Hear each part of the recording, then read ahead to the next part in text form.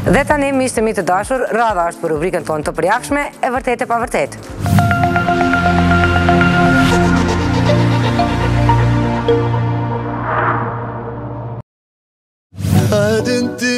Hajden ty, sa t'kom dhonë. Flori, Klajdi e Bruno në trio. Ky lajm është plotësisht i vërtet. Ka vetëm pak ditë prej kur është publikuar kënga e re Flori Muesit me LNL, por angazhimet dhe projektet për këtë verë duket të jenë vetëm në fillimin e tyre. Muaj me punë intensive në studio po e lënë në radhën lansimit të një pasnjëshëm të krijimeve muzikore të cilat tashmë janë plotësisht të gatshme. Gjatë javës që po e lën pas, Flori ka përfunduar zgjerimet e këngës më të re, e cila do të jetë në bashkëpunim me dy anëtarë të tjerë të Three Dots, Klajdin dhe Brunon. Projekti me ritme verore ka veçantinë e tij për faktin se është i pari mes tre artistëve që kanë vite punë me njëri tjetrin, por asnjëherë në një krijim muzikor të përbashkët. Kurioziteti pritet të na shuhet brenda 10 ditësh kur do mendohet të publikohet kjo këngë.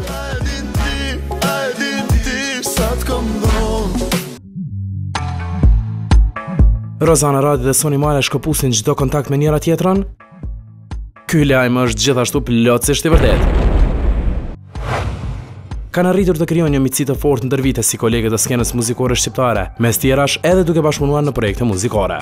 Megjithatë, miqësia mes Rozana Radit dhe Soni Malaj duket të mos ketë rezistuar një gjëje, garës në festivale.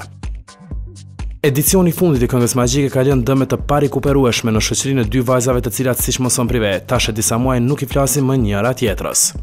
Pikët e vlerësimit të këngëtarëve kanë qenë shkaku i prishjes së miqësisë për faktin se Soni ka vlerësuar Rozin me 30 pikë, teksa kjo e fundit këngën për vete më mbaj me 20.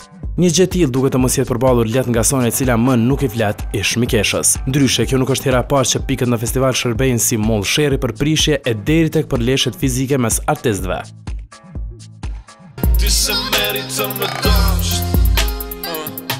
Gens Prelvukaj dhe Eni Koqi në lidhje, edhe ky lajm është i vërtetë.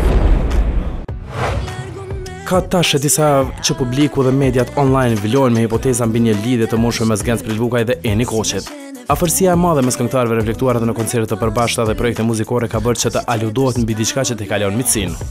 E populli duket që nuk thot kot se ku ka zë, s'është pa gjë. Prive nga burimet të sigurta pra ndyshës ka arritur të mësoj se tash e 4 muaj Genci dhe Eni Koqi ka nisur një lidhje serioze, cila po ju ecë mjaft mirë. Momentalisht ata kanë preferuar të mos prononcohen mbi raportimet, duke i lënë vend heshtjes që vetëm se konfirmon që diçka po zhvillohet në këtë mes. Urime e jo shkoft mbar.